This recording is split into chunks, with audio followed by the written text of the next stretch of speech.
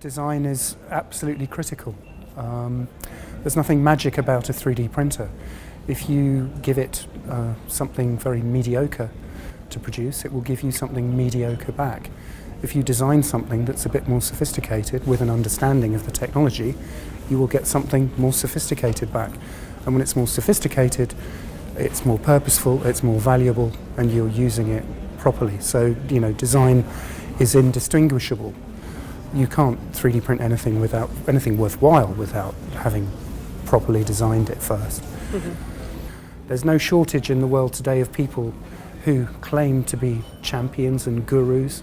You just go on LinkedIn, everyone's a champion because they say they are, but how do you find the real champions? It's not just design individuals. It's what is the network of that design company? Who else do they work with? Who else can they talk to? Who else can they draw in?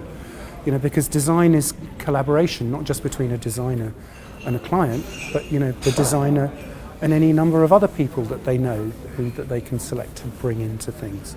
So selection of your design individuals is really important.